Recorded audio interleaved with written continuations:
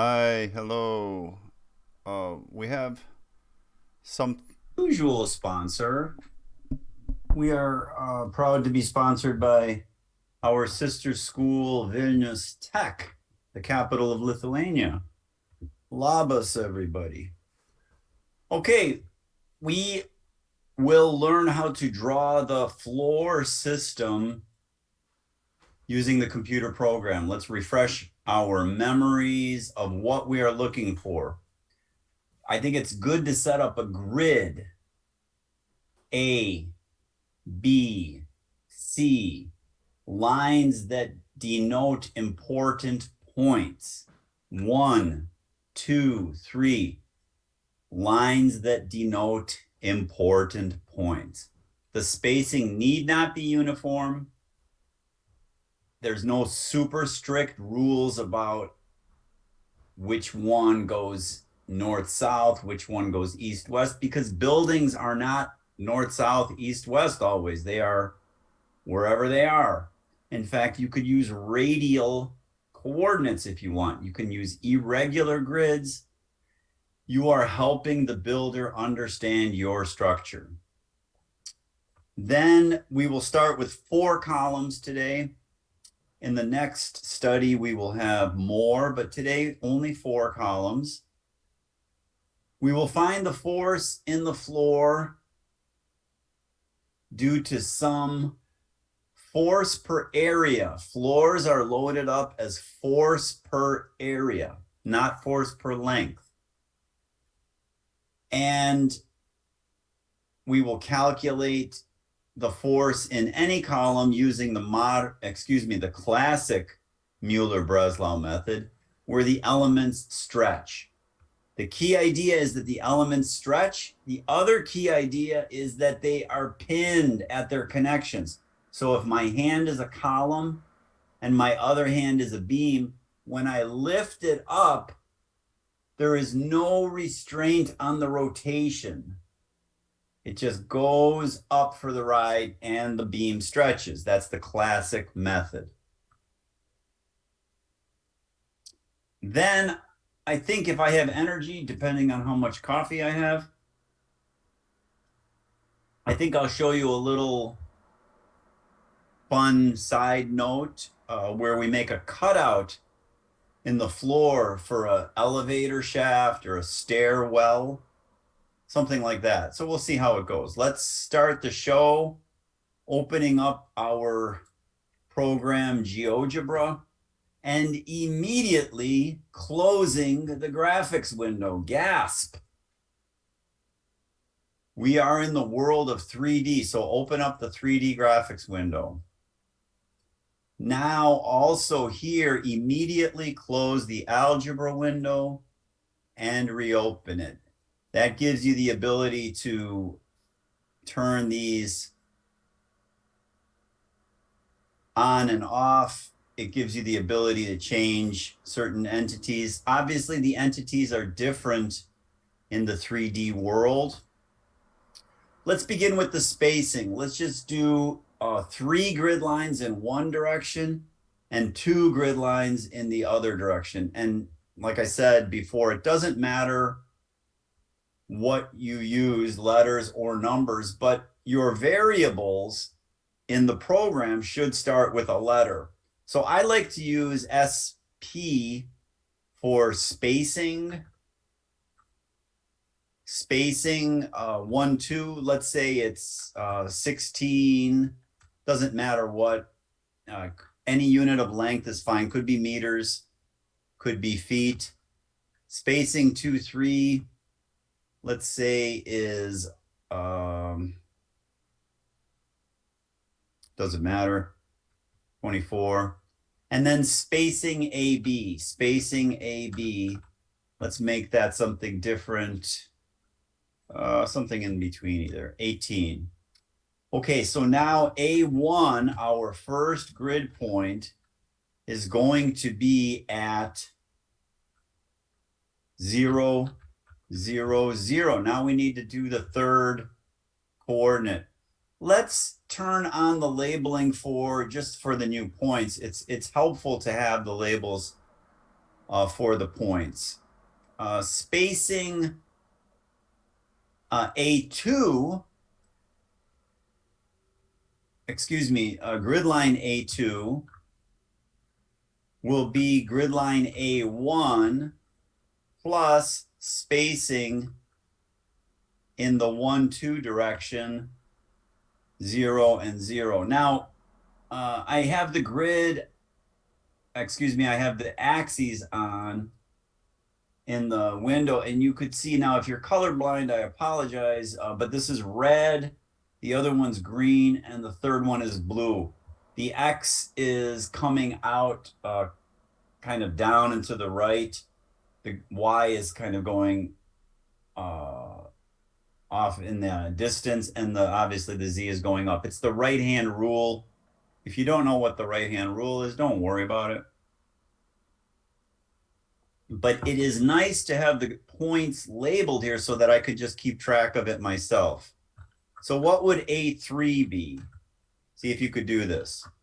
It would be A2 plus, yes, you're very good. You're such a good student.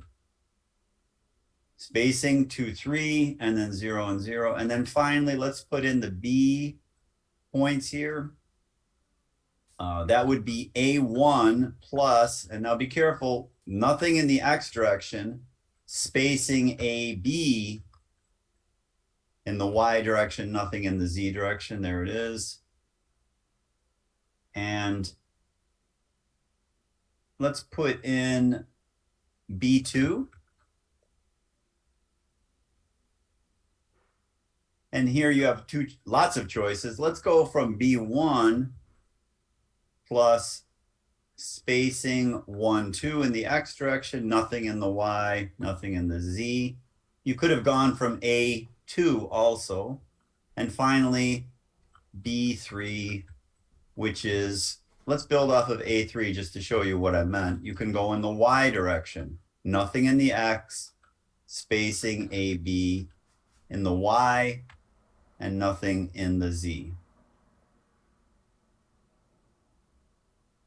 That looks great. We can make a floor now if we want, but let's consider this as a floor that is elevated at some height here. So let's make a polygon, just going from A1 to B1 all the way to B3, back to A3 and back to the beginning point. The floor is on the ground. I don't like that too much. What would you like your height of your building to be? Doesn't matter. Let's pick a different number that we haven't used yet. And now, do I have to retype everything? No, watch. If I just change A1, if I redefine A1, hopefully everything will jump. Yes, it jumped because everything is parametric. Everything was built off of A1. Finally, I could get the base points really quickly. Parallel line is good, or I could do perpendicular line to a plane. Either one. You don't do perpendicular line to a line in 3D space because there's a lot to choose from. In fact, there's an infinite number to choose from. Let's do parallel line just so your heads don't hurt. Parallel line. Let's pass it through our columns.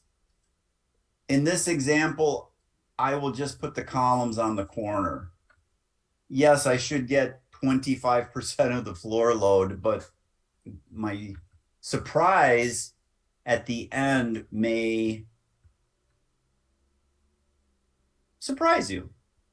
That was a weak sentence. Let's turn off the grid, and you could see what I'm going to do now, or the axes, excuse me. I will just simply intersect these lines with the base plane. I don't like the names that the robot is suggesting for these points, but I don't want to rename all these. Now, why did I do all that? I did all that just to draw some columns. So it looks like a building. And then we'll hide those points, or you could rename them. I don't like their names right now. At all. Not at all. Let's make some columns. You may be surprised to find out that columns are quite slender in architecture. Axially loaded elements are super efficient. Okay, I don't think I need A2. Don't delete it. I just don't need it right now. I'm going to hide the labels of all of these because they're kind of irritating me, but I don't want to rename them.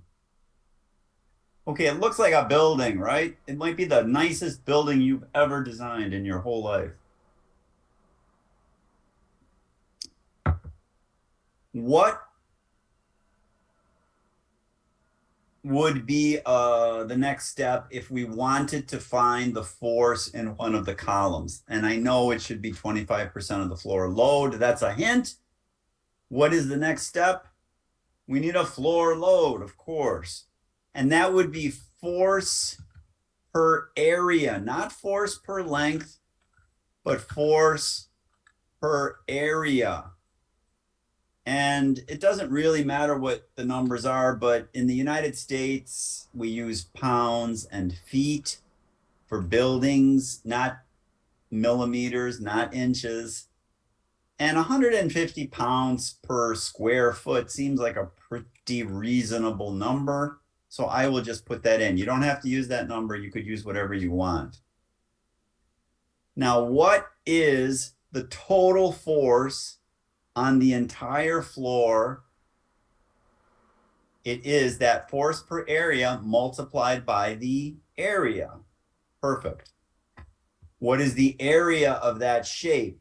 Well, you can say that's a very elementary question. I could answer that with a calculator. And I would say, don't. Ask the robot to do it. This is called quadrilateral Q1. You could rename it if you want, but I only have one quadrilateral, so I will stay with that name to prove a point. And my force total is force per area multiplied by Q1. Notice I'm using the name Q1. I am not saying area of Q1. I'm just using the name, completely analogous to using the name of a segment when I needed the length of the segment. I can simply use the name if I want the area of a quadrilateral or a polygon or a triangle. It doesn't matter. This happened to be a quadrilateral. Great. What's our force total? Let's just look at it. 108,000 units of force. If we were in the United States, that would be pounds. It seems like a reasonable number to me. I'm going to give myself a thumbs up as a mini congratulations. We're almost done. Don't you hate it when I say that? But it's true. What is the force, for instance, in B1? Well, we need to perturb it. This is the classic Muller Breslau method. We'll perturb it a lot. Let's say 5 or 6 or 7 meters or feet. It doesn't matter. And then B1 prime. B1 prime is equal to B1 plus 0, 0, delta.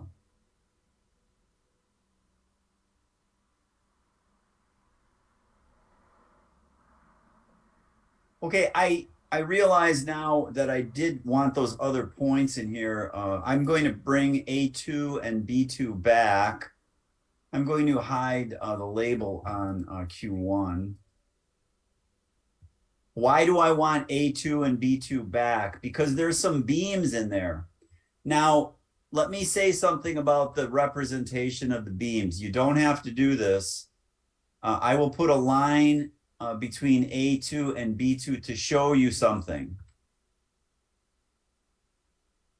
I will put a dot or a point on that line close to A2 and close to B2.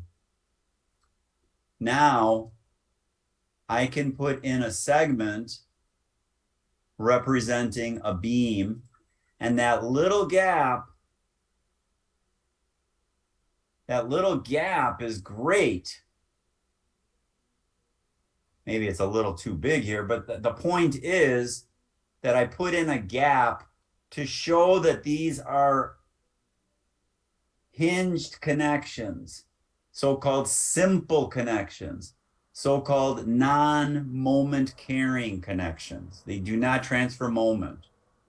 That's huge because when I perturb my structure, those elements go for a ride and I don't have to worry at all about the angle. Let's put in some lines so you really see this, okay? I think the lines will help. Let me put in a line from B1 prime through A1, and then a line from B1 prime to B3. And then I think you're going to see something here, I hope. You're going to see that this space is hyperbolic. I don't know if you could see that yet. I don't think you could see it. So let's do some more gymnastics. Let's find the intersection of where the B2 point would have hit that line. Really quick to do. You don't have to use any mathematics at all. It's just geometry. I'm going to draw a line parallel to one of the columns through B2. You could see what the next step is here. I will find that intersection. And now I will draw a segment, and I'm going to change the color so that you really see. No, I'll leave it as blue, I guess. Just you know it's one of those beams, right? Let's do two more just to really highlight this idea. Let me hide these lines. They're getting a little obtrusive. I want to put one more segment in here that I will call delta, because that is my delta.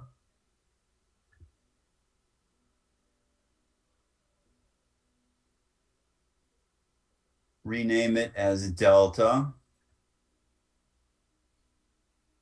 And I will put in the beam along line B, along the grid line B. Oops, I want to change that to blue. It's a big beam. You might even call it a girder. And I will put in that beam going from B1 back to A1. And now I think you could see it's warped. You could see it's a hyperbolic space. That's a warped plane. Let me put in one more dot just to convince you that it's warped, if you're not convinced already. I'll put a dot in here. It's nothing special. I will draw a line parallel to, let's call that north, through the dot that I just put in. I will find where that hits the B grid line. And then I will shoot up from there. And I will find that intersection. All of these steps are really nice. Not from a self-congratulatory point of view, but from an insight point of view. You will do this to solve the etude. Why am I showing labeling here? Ah, that's why. Okay. Let's put in one more beam. And now I think you could really see it, right? You could see that's warped. That's not a flat surface. Quadrilaterals can be flat in 3 dimensions, but it's not trivial. It's not trivial.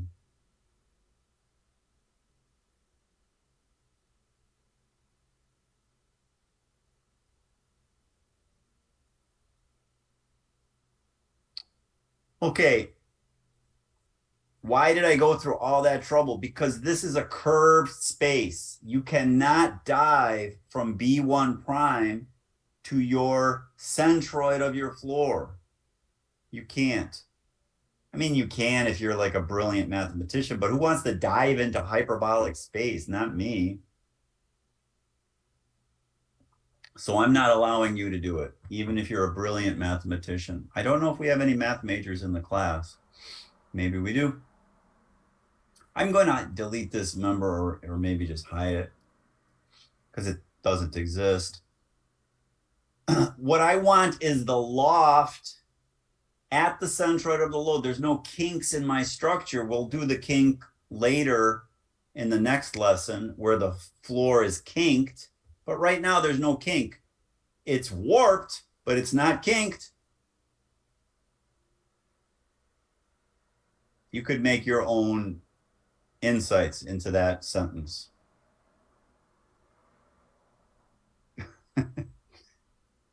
I need the centroid of the floor. Focus. Cent floor, let's call it centroid of the floor, is robot centroid of that quadrilateral. There it is.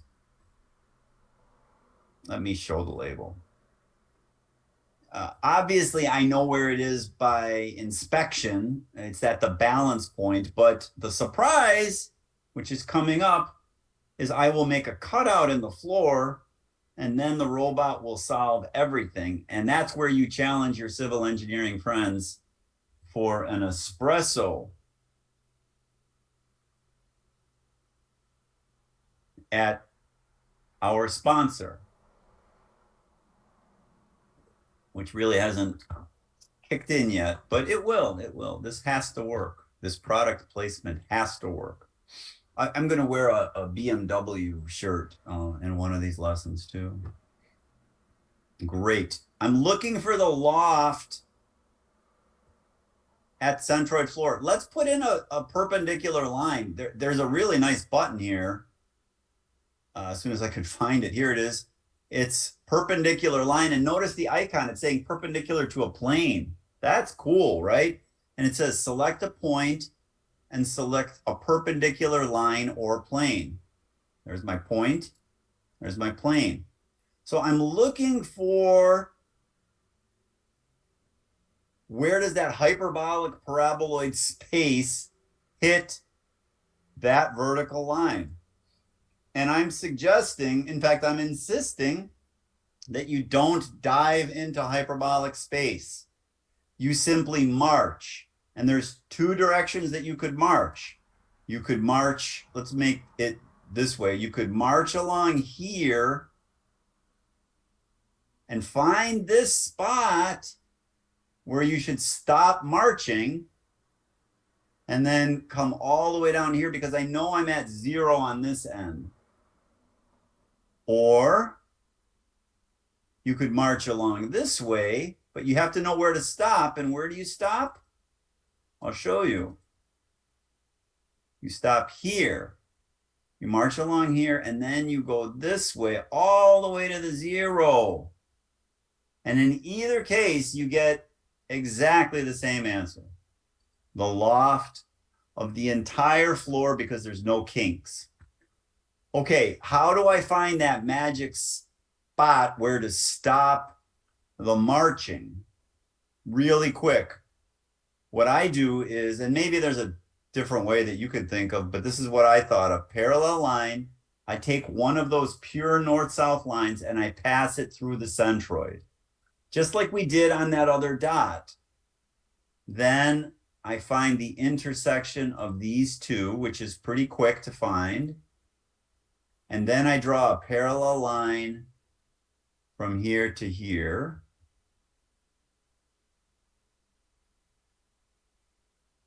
And then I find the intersect. That wasn't too hard, right? And then I could draw a line or I could draw a segment. I'm going to draw a line. Ooh, shoot, I forgot one thing. I need the landing point on the A grid line. Now I got to find which line it is.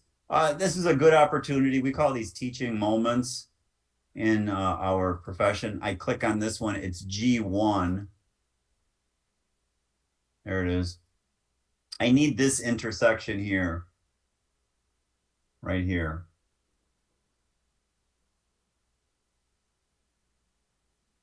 Now we're good. So I hide that line. You can see where I'm headed now, I think. You could put this little strut in here if you want, but I don't recommend it. If you were doing this completely analog on a napkin at the coffee shop, you would need that height through similar triangles. That's how I did it in the book for the analog drawings, but I don't want this here. What I want is this line. I need a line here or a segment. It doesn't matter. And then I need that other line. Oh, where is it now? I lost it. So many lines. I need this one. F1 for me. For you, it'll be something different, okay? And I think it was this one. Nope. Yeah, I guessed. Okay. Now you could see how I can get that loft. It's the intersection of these two lines. This line and that line. I'm going to leave this line here so I don't look for it, but I could hide this one for sure. And I will put in a bold segment in here so I could really see this super clearly from here to here. And that is loft. Rename that as loft. And let's put the numbers on here. You could check your algorithm if you're following along in online world. 1.75.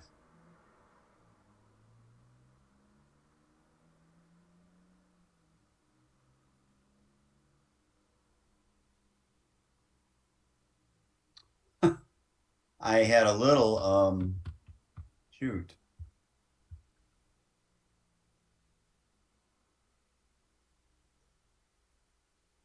What is delta here?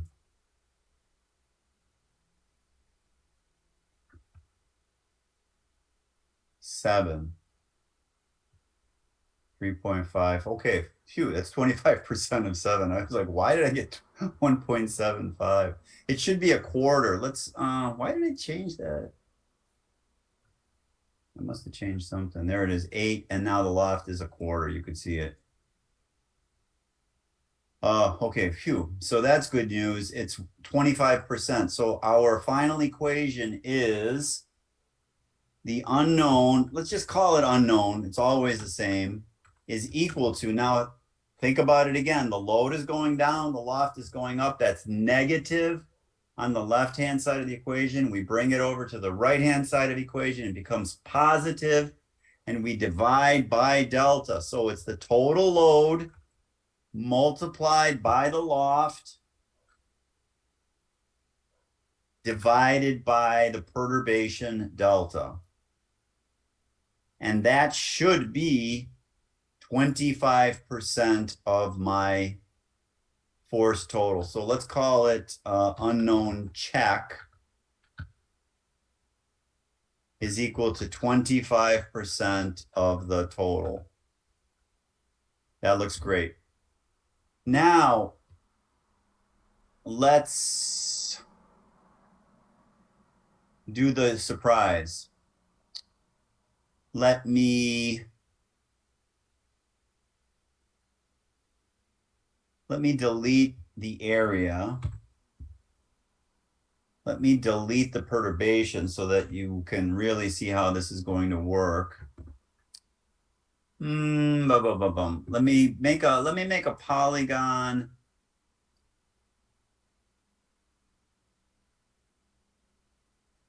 Let me think about this for a second. I guess I should have planned this out. A1. I know what I'll do. I'll just drop everything back down to 0. This is going to be good, right? I don't know. What I'm thinking of is a slightly rational way of doing this. I'm going to put a grid. I'm going to put the grid back on the floor. I dropped the floor back down. You don't have to do this. I'm just trying to impress you. I don't know if it's working or not. I'm going to put some points down that will represent a stairwell. Think about how I'm going to do this.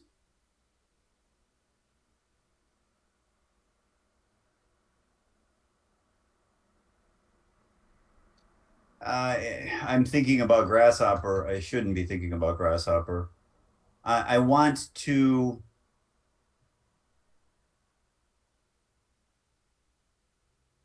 create a floor with a hole in it, and I'm not seeing it right now. I'm not seeing any easy way of doing this.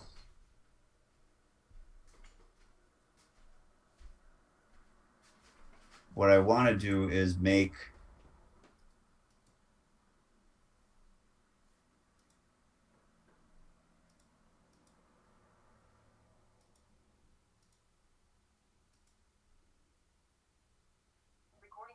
Hi. I want to show you the surprise now. So let me share my screen here and show you what the surprise is. The surprise is, suppose we had the exact same problem as before, but now we have a cutout in the floor. We have the exact same problem as before. We have a cutout in the floor. What we're looking for is the force in the column A3. That's the delta. You could see it. You could see the hyperbolic space. I hope. You could see that's warped. But what of the centroid? We just simply ask the robot to find the centroid, and then we find the loft at that centroid. There's no kink in our structure, and it's quite quick to do. I was going to say easy, but nothing that we do is easy, right? So let me show you how I did it. Let me just back up here because this is an important skill. Even if you don't have a cutout in the floor, I want you to understand my workflow. And of course, you could make it better if you want to, that's fine. But at least do this. So first of all, what is the centroid of this polygon? And I made this as one big polygon. That's a little tricky because we cannot do Boolean operations here. In Grasshopper, we could certainly do a Boolean, but we can't here. So let's call that cent or something is the centroid of that polygon. And there it is. Now, I can march along. Let me draw some lines here. I could march along here until this magic spot. Now, where is that magic spot? I have to establish where that magic spot is. Right there. And then I march along that straight line until this, which I know is 0, but it's still a magic spot because I have to find where that centroid lies on that axis. The other choice would be to go the other direction. So I could march along this line, but where do I stop? I stop at this magic spot right here. So I march to that point, and then I end up at this magic spot, so where's that? I extend that to here and I draw a straight line and I get the loft. So either path is correct. The only one that's incorrect is if you try to go this way because it's warped. It's a curved surface. So I'll show you how I did it. We use parallel lines. Always, we just use parallel lines. As I said before, you can't pick a perpendicular line that is perpendicular to another line. You could do a perpendicular line to a plane in 3D, but we don't do perpendicular lines. So parallel line is the choice here. I need some edge. It doesn't matter which one. I could take this edge here and I get that line. And then I get these magic spots here. That's the technical name for them. Magic spots. And then a parallel line to the vertical here. And then I find where that intersection is. That's also called a magic spot. And I will put in some dashed lines so you can really see it. From here to here and from here to here. Those are all straight. I could have marched down the other edge and I would find it similarly, but I need the height. What is the height of the loft? I think 2 lines is your best choice here, but you could use segments also. I will use lines. Here's 1 line. I think you could see that super clearly. You see it's hyperbolic. And what's the other line that I need? Vertical. So I could do a parallel line. Let's throw in the perpendicular line. We don't get to use that much here. Perpendicular line to a plane. So it says select a point and a perpendicular line or plane. So there's my point. There's my plane. Yes, you see what's going to happen, I hope. Let's find that intersection. Hide the lines. Don't delete them. And this is the loft. This is the loft. So all of the force is acting at that point on the unperturbed floor. And when it's lofted, it distorts. For sure, it distorts. But fortunately, it's a hyperbolic distortion, and we have these straight lines. That's the secret of the hyperbolic paraboloid. Now, just for fun, since we have a few more minutes, I will do it the other way, marching along the other direction. And then I hope it will be crystal clear. So I will draw a line through the centroid, but in the other direction, I will find these 2 magic spots.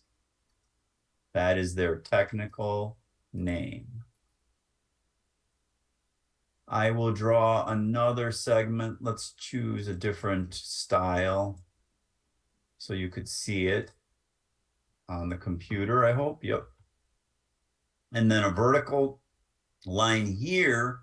I need to know, where am I hitting the beam on grid line A? Where am I hitting the beam on grid line A? There I am hitting the beam on grid line A. And this has to be a straight line. It simply has to be. Otherwise, everything I said is nonsense. And there it is.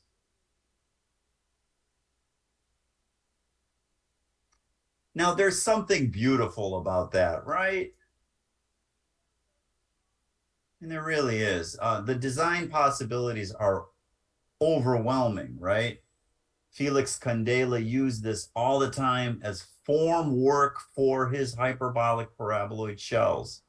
He went to the lumber yard to get the world's cheapest straight lumber to create curvilinear forms. These are all straight lines in that space. Tell that to your mathematician friends, that you're studying about hyperbolic paraboloid space in your general education class. Okay? I think we are done now. Let me recap the show as we like to do with the summary page. And the summary page is as follows.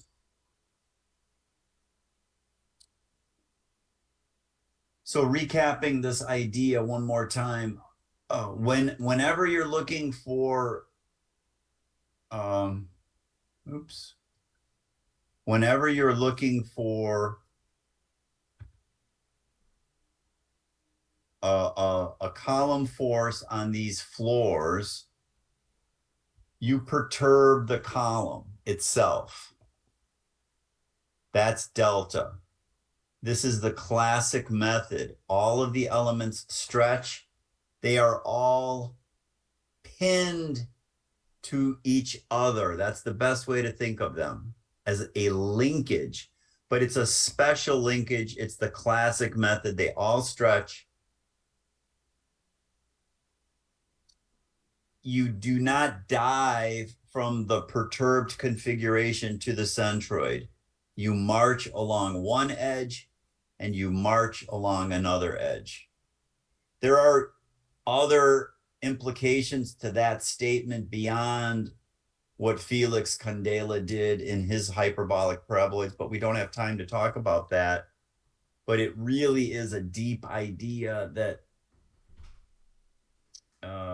somebody might want to study in the graduate level finite element class, but we'll worry about that next time. If there is a kink in the structure, you must distribute the load proportionally to either side of the kink. Here, there was no kink, but I added in the cutout in the floor. You're certainly not required to do that.